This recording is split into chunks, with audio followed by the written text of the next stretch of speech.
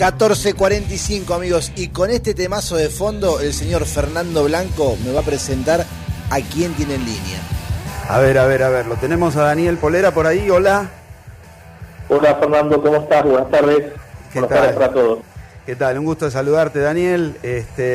Bueno, estamos acá en Lobos en el Aire y hoy estamos de alguna manera recordando y celebrando el nacimiento de Freddie Mercury, y se nos ocurrió contactarte, ya que tenés algo que ver en esta historia maravillosa que se vivió en Mar del Plata, allá por el año 81, cuando tuvimos a Queen, nada más ni nada menos que de visita en nuestra ciudad, ¿verdad? Correcto, sí. La verdad que hay bastante para charlar y para contar. Fue un número que creo que no va a volver de semejante envergadura a la ciudad, por lo menos en el corto plazo. Porque no hay un grupo como los que había antaño, ¿no?, que tengan tanta convocatoria. Es verdad. Y Queen era uno de ellos. Y no quiero dejar de nombrar a grandes grupos de la época como Led Zeppelin, Yes, Genesis, Pink Floyd, ELO, y así podría seguir nombrando una docena de grupos tan importantes como Queen en su momento. Pero Queen fue el máximo, ¿no? Totalmente. Fue una época de esplendor de las bandas, la década del 70, y allá por comienzos del 80 era impensado que por ahí alguno de esos monstruos que vos nombrás estuviera de visita por la Argentina, por Sudamérica, y menos por la ciudad de Mar del Plata.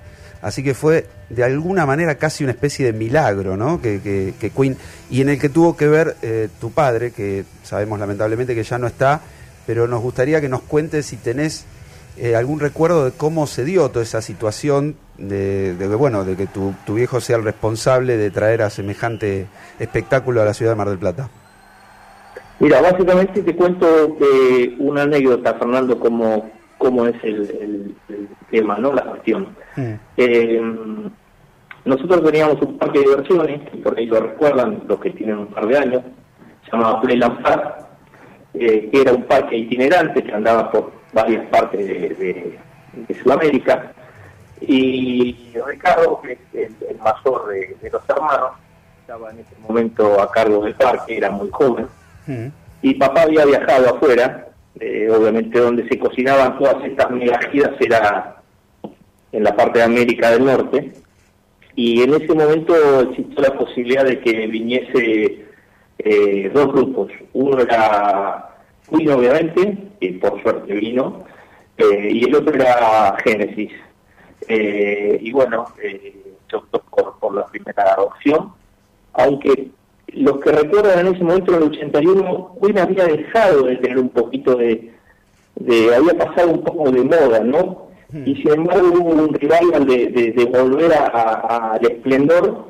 Y bueno, cuando hizo la gira por Brasil y Argentina, es como que explotó y todos volvimos a escuchar esa música que no era prohibida, pero en esa época, yo no sé si lo recuerdan, pero era como una imposición. La cultura venía de la mano únicamente con la música nacional, ¿no? Entonces tenemos mucho nacional y teníamos muy poco de anglosajón. Es como que uno escuchaba ese tipo de música en forma clandestina, y era muy difícil por ahí conseguir música fresca o álbumes recién editados. Uno tenía que poder estar afuera como para poder comprarlo, ¿no? No es como ahora que todo con la era digital es muy fácil escuchar, o la globalización, cosa que no existía en esa época. Tenías que tener el físico, y el físico era ni más ni menos que un long play. Y en esa época no había la cantidad de números de compras que después, por ahí de los 80, empezó a ser algo normal, ¿no?, la venta de discos. Sí, es verdad, todavía el mercado no había explotado, pero Queen venía bien, venía de haber sacado el disco de Game, ¿te acordás? Allá por el año 80, que le significó un par de número uno y muy importante, ¿no? Con Crazy Little Thing Called Love, cosita loca llamada amor, y Otro muerde el polvo, Another One Bite the Dust, que fueron como dos hitazos. O sea que de alguna manera se dio como hay una cosa muy fuerte, poner una banda que sonaba, una muy buena banda, y la verdad es que yo no dejo de sorprenderme el hecho de haberla podido ver, así que bueno, nada, para mí siempre fue un placer y un gran recuerdo. Te quería preguntar, vos eras chico en ese momento. Sí. ¿Qué Sí, recordás? creo que Sí. Sí, decime. No, ¿qué recordás o qué edad tenías más o menos? Mira, yo tenía 13 años, cumplía 14. Estábamos más o menos. Sí, estábamos todos, por lo que veo, son más o menos contemporáneos a mí. Y algunos por ahí un poquito menores. Lo que para mí era algo que realmente te erizaba los pelos era que cuando estaba la prueba de sonido, yo no sé, y eso lo puede dar el conocimiento a la gente que vivía a 2, 3, 4, 5 kilómetros del estadio. Yo no volví nunca más a escuchar un sonido como el recital de Queen. La envergadura vendría a ser los decibeles que tenían, eran terribles, eran columnas gigantes. Pensemos de que esto venía a veces, parte de la gira por Brasil y Argentina, venían en barco y se trasladaban en camiones. No es como ahora que viene todo potenciado. Antes por ahí las columnas tenían 4 metros de alto, eran colgadas, las jaulas con los botes de iluminación no tenían la intensidad que tiene hoy un halógeno. Realmente eran cientos de miles de luces para poder iluminar y darle color al escenario. Y ellos trajeron todo. Eso lo trajeron todo, venían desde el norte, de Estados Unidos, y bueno, después se fueron trasladando, obviamente la comitiva se trasladaba en avión, pero era todo por camiones y realmente era una logística muy grande, que a veces uno cuando dice, bueno, la música, y bueno, para escuchar la música tenés que tener con qué, y realmente en ese momento era algo muy importante, porque si uno tiene, yo hacía memoria, ¿no? 3 meses antes tocó, creo yo, el primer gran grupo de la Argentina, que fue Police en Radio City, en Mar del Plata, y tocó en un teatro. Sí, y totalmente. realmente tenía que ver mucho eso, la logística, con lo cual el tema de Queen fue una apuesta muy grande, porque estábamos en el Radio City, estuvo todo Mar del Plata. Todos vieron a Police, y sabemos que no entraban más de 1.000, 1.500, 1.800 personas. Lo mismo no pasa con Queen. Si uno tiene dimensión, hoy es fácil, Ticketek y un montón de empresas que venden vía digital, para poder llegar a un estadio de la envergadura de Rosario, de Mar del Plata o Vélez 3 veces, que la última se tuvo que repetir por la gran demanda, se vendían las entradas con 2 meses de anticipación, o sea, desde enero ya se empezaban a vender las entradas, por lo cual hoy sería imposible pensar que alguien compre. Hoy compramos por internet y lo pagamos en 12 cuotas. Totalmente. Antes era muy diferente. Te cuento mi experiencia. Yo tuve que laburar todo un mes pintando paredes, me acuerdo, era chico, para juntar la plata para la entrada, que me acuerdo era cara porque costaba, ¿no? Sí. Pero tuve que laburar todo un mes, o sea, pensar lo que es el sueldo mediano de un mes, digamos, para pagar la entrada, y lo hice con enorme gusto, y me acuerdo de hacer la cola también para llevarme mi entrada, así que valió realmente la pena. Yo lo que quería preguntarte era si vos estuviste, por ejemplo, cuando llegó la banda, que creo que llegó el mismo día, ¿no? Ese 4 de marzo del 81. Llegó el 4 llegaron obviamente toda la comitiva, porque ellos venían con los productores y con su familia. Estamos hablando de una gira que por ahí tardaba entre 4 y 6 meses. Esta, si no me equivoco, había empezado en noviembre del 80. Habían pasado por Japón, creo, sí. Claro, las giras eran muy limitadas en la cantidad de lugares o de países, porque hacían 3, 4 países. Y bueno, acá la anécdota que siempre cuentan es que Freddy pescó o vio a su pareja en la Rambla, y bueno, él había roto la relación porque no quería salir. Freddy era es un poco fóbico, una persona, ¿no? Muy reservada. Sí. Un poquito fóbico muy por ahí a salir, sí. Claro, era una persona muy retraída y bueno, era lógico en esa época por ahí su sexualidad no es como hoy, que es muy libre, cada uno la expresa de su forma y nadie lo juzga. En esa época era un tabú. Y bueno, la noche del 4, cuando se hace la prueba, él duerme en el hotel, pero la noche posterior duerme, bueno, en lo que vendría a ser la casa nuestra en la quinta, que le decíamos nosotros, allá en la ruta 88, porque indudablemente las cosas no habían terminado bien con su pareja. Sí, esa historia que ha circulado hace poco tiempo, que circulaba, pero hace poco se supo que era en Mar del Plata, así que mirá, qué interesante, o sea, andaba medio de corazón roto y por eso terminó yendo a dormir ahí a la casa de ustedes. Correcto, sí, así que bueno, obviamente la casa de él, la casa nuestra no es que compartió casa con nosotros, porque era una mega estrella, con lo cual lo que quería él, estar solo y estar tranquilo, habrá estado con algún asistente, pero bueno, esa es la anécdota por ahí que no es tan conocida, pero bueno, tuvimos que dejarle en nuestra casa de fin de semana en ese momento para que estuviese él un poco más tranquilo por la situación sentimental que había pasado. Mirá qué loco. Pero bueno.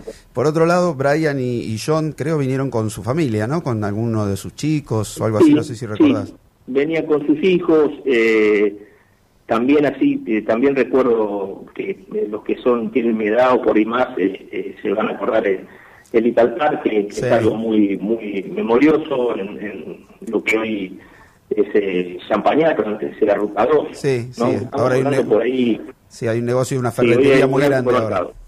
Correcto, un gran supermercado de materiales. Antes era de los hermanos Arón, que eran los mismos dueños del Italpar también de Buenos Aires. ¿Quién no fue el Italpar, no? Era un lugar obligado. Clásico. Y bueno, como era un día de semana y estamos hablando, esa es otra de las grandes apuestas. Yo a veces a veces soy bastante, uno trata siempre de idolatrar a los que no están. Y creo que papá me sacó el sombrero lo que hizo por Mar del Plata. Lo sé yo, por ahí me gustaría que fuese más reconocido. Hice muchas cosas por Mar del Plata, por poder haber llevado, ustedes saben, y creo que son músicos, que vale lo mismo ir a Mar del Plata, a Mendoza, a Rosario o a Capital Federal, y sin embargo papá todo lo que ha hecho siempre ha pensado en su ciudad. Él era nacido en Balcarce, pero bueno, siempre pensaba en su ciudad, que de hecho siempre lo hizo por Mar del Plata, ¿no?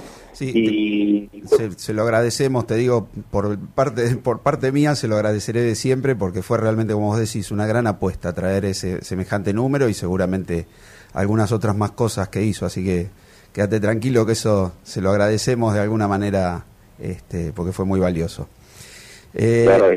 Y por otro lado, bueno, sé que Roger Taylor al día siguiente al recital también fue ahí a correr kartings, ahí por Champañá y Constitución, creo que había una pista de karting, ¿no? Sí, ahí estaba, si no me equivoco, tenía un nombre, el cruce no era, el cruce es el de Balcarce, Interlagos tampoco, eran unos kartings muy de la época, ¿no? Sí, no puedo decir rudimentario, porque para esa época era algo fabuloso. Hay algunas fotos ahí de Taylor con un casquito y corriendo. Siempre con un casquito bastante de antaño. Sí, era como el tuerca. Y eran unos metales terribles, había que subirse en esos. Era una pista muy larga, es donde hoy está el shopping de ropa reconocido. Es verdad, era muy, pero muy grande, una pista demasiado grande para la velocidad que desarrollaban los karting. También era un momento que los marplatenses por ahí del 70 y 80, en los 80 ya no era tanto furor, pero en los 70, finales del 70 era un lugar muy concurrido.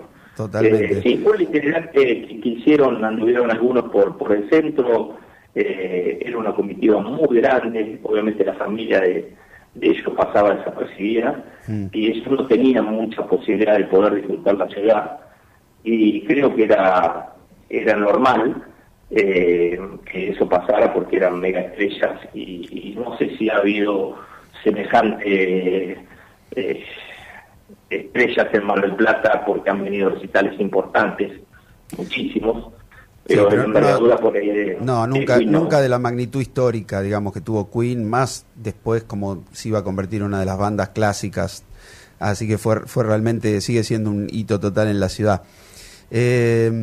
Bueno, La verdad que también anduvieron por la peatonal, creo que Freddie Mercury estuvo comprando zapatillas deportivas, algunas cosas ahí leía de las actividades que tuvieron, pero quería ir al show, a ver qué te acordabas vos de aquel recital. Yo hoy le decía a los chicos que mi recuerdo es eso que vos decías de la potencia de sonido que te movía el pecho, el bombo de la batería. Tengo como presente ese sonido, pero ¿qué te acordás vos en cuanto a por ahí? Mira, yo obviamente lo que recuerdo era que estaba colmado todo el estadio. Era la primera vez que había un recital adentro del estadio, con lo cual se ponía el escenario de forma adentro del campo de juego, algo que era impensado en un campo de fútbol para nosotros. Como decía, el estadio fue creado para el Mundial 78 y a mí me llamaba muchísimo la atención la potencia de las luces. Le digo tacho porque era el nombre para esa época, eran tachos con una luz adentro. Eran las parrillas, ¿te acuerdas que eran claro, las parrillas estaban los tachos, correcto. Y eran cientos de miles de lámparas y el sonido era impresionante, el acompañamiento del público, que la verdad que era algo que uno era impensado de que iba a tener tantos fans en esa época. Y la verdad que fue un show inolvidable. Te vuelvo a decir que yo creo que Mar del Plata, por esa época, seríamos unos 400.000 habitantes. Eso también da la magnitud de lo que ha crecido la ciudad. Y estuvieron todos. Todo el mundo estuvo en el recital de Queen. Y eso habla de que realmente fue un evento histórico muy bueno. La verdad que... Y a mí me asombró muchísimo... bueno, la voz de Freddie, hoy la escuchás, te emociona hoy en día, y la volvés a escuchar y te emociona. Brian May tenía una prestancia, tenía una parada que vos lo veías y realmente te dabas cuenta de que tocaba como los dioses. También creo que no fue reconocido como debería haber sido, aunque dicen que es de los mejores. Pero en esa época medio como que no se le daba la magnitud y creo que era tan importante como Freddie en la banda, ¿no? Por lo menos es mi apreciación. Y bueno, y después Deacon, que acompañaba un poco, y Taylor, que estaba ahí escondido detrás de la batería, del escenario. Sí, pero es una banda... recuerdo... Es una banda, una banda, te decía que los cuatro realmente tenían un peso específico importante. Es la única banda en que en el mundo que los cuatro metieron top 5, o sea, como compositores. Así que no es es una banda, digamos, realmente particular. Lo que te quería consultar, ¿vos te acordás quién fue el que presentó el show? ¿Quién era el presentador? Mira, yo no, la verdad que no. No, yo tampoco, y me acuerdo que salió y dijo estas palabras, dijo, como buenos ingleses son puntuales y quieren salir ya, a las 9 de la noche, como que tuvo que apurarse y decir ya que están listos y quieren salir a tocar. Y después había una compañía de cerveza, creo que auspició, ¿no? El recital también. Sí, no sigas, la puedo nombrar, es una cerveza que ya no está más en el mercado. Nombrala. El eslogan era, no sigas al rebaño, porque se imaginan que el rebaño ya saben cuál es esa marca. Claro. La mayoritaria, que no es más argentina tampoco, y la cerveza era no sigas al rebaño, Vieca. Claro. Vieca en ese momento era una cerveza del grupo Peñaflor, que es un productor de vino a nivel mundial, y bueno, ese era el mayor auspiciante de la gira. De la gira, me acuerdo porque Freddie le dedicó a las promotoras el tema Fat Bar and Girls, de chicas gorditas. Y se tocaba la cola, hizo así como un chiste, una broma con las promotoras de cerveza. No sé si te acordás, pero bueno, era todos los detalles, digamos. Me acuerdo, sí, tengo el afiche, me recuerdo la figura, la tipografía de la letra, de Vieja, pero no recuerdo ese momento de Freddy. Sí, bueno, fue... Uno es como que estaba, tenía una edad asombrado. Y por otra parte también es como que mirabas otras cosas porque era la primera vez que uno veía semejante número, y no solamente mirabas el número, sino mirabas el entorno, mirabas la cantidad de gente, mirabas la organización, bueno, obviamente la cantidad de seguridad que había, que era impresionante. O sea, era para esa época un espectáculo que por donde lo mires era fantástico, ¿no? Y tu viejo tuvo un salía trago fuera de lo común y de lo que estábamos acostumbrados a ver. Tu viejo también tuvo un trago amargo, ¿no? Porque en un momento medio que casi se lo quieren suspender, hubo algún problema con la Sociedad de Derechos de Autor, leía también, así que la pasó por ahí un poco duro por otro lado, ¿no? Mira, vos tocas un tema, yo creo que estás diciendo de las dos entidades sí, que representan a derechos de autor, como Adicapif y de intérprete, sí. Correcto.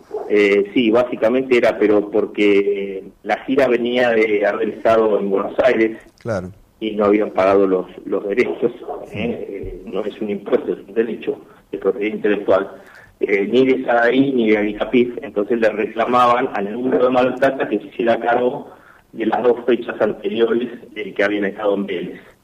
Así que bueno, ahí se trató de poder negociar de alguna forma con las dos como para no tener ningún tipo de inconveniente, porque en esa época esos servicios o esas entidades de gestión colectiva tenían el poder de suspender y de clausurar un evento público.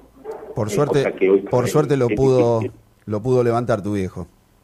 Correcto, sí, por suerte se pudo dar y bueno, pudimos gozar todo ese momento, ¿no? Así que bueno, fenómeno. Muy loco toda esta historia realmente de haber tenido a semejante banda en Mar del Plata. Así que te agradecemos este rato del recuerdo de charla en el día de lo que hubiera sido un cumpleaños de Freddy, y seguramente algún día nos cruzaremos para charlar de otros detalles. Te queremos agradecer en nombre acá de Lobos en el Aire y disfrutamos mucho de estos recuerdos, así que te volvemos a agradecer, Daniel. Bueno, gracias. Y estamos en contacto. No sé si querés recordar alguna cosita más o de aquello que significó para vos. Supongo que mucho, con esa edad, como me pasó a mí, te debe haber modificado algo en la vida, ¿no? Y mira, yo recuerdo que tenía 1 millón de amigos. Claro, los amigos del campeón. Así que bueno, la vida es así. Pero sí, la verdad que te vuelvo a decir, los recuerdos que tengo presente son el escenario, el sonido que era terriblemente, te movía gestual, te movía del lugar, y las luces, es algo que a mí me llamó mucho la atención. Era impactante, sí. Y bueno, no quería, para mí fue y obviamente la música, ¿no? Pero eso fue lo que a mí me llegó más y más recuerdo, el tema de la iluminación y el sonido, que para esa época era algo... No, era sorprendente, obviamente, era sorprendente. Inclusive, a veces me cuesta explicarle a chicos más chicos por ahí de otra generación lo que significaba ese sonido, esas luces, y por ejemplo, lo que vos decías, Brian May, ¿no? Que parecía un mago de la guitarra, con esos efectos, lo que tocaba, lo que hacía, nos parecía como alguien venido de un ovni, ¿no? Una cosa de loco. Del Olimpo, Totalmente. Realmente era un dios tocando el tipo. Perdón que me meta. Hola. Bueno. Soy Facu, mucho gusto, perdón que me meta, le quiero preguntar, no sé si la nombraron ya, pero había una historia en esa gira sobre unos ravioles, ¿puede ser? Que fueron a comer, ¿no? A ver. Sí, como decía la gira es, a diferencia de ahora, que por ahí los plomos los contratás en cada lugar, al ser una gira de casi un año por no digamos medio mundo, pero sí por muchos países, venían con sus promos o sus técnicos, y acá voy a nombrar a otra marca de la nostalgia que me trae. Había una fábrica un restaurante, una fábrica de ravioles allá por Juan Justo, que se llamaba Los Camioneros. Entonces el lugar no es tan fácil, voy a pensar un delivery o voy a comprar la comida y la traigo. Antes había que ir a buscar los ravioles al lugar, y los plomos medio como que ya estaban, se ve que en todos lados le daban ravioles. Nosotros somos muchos de comer ravioles en Argentina. Y en esa época no es como ahora que hay tanta cantidad de platos.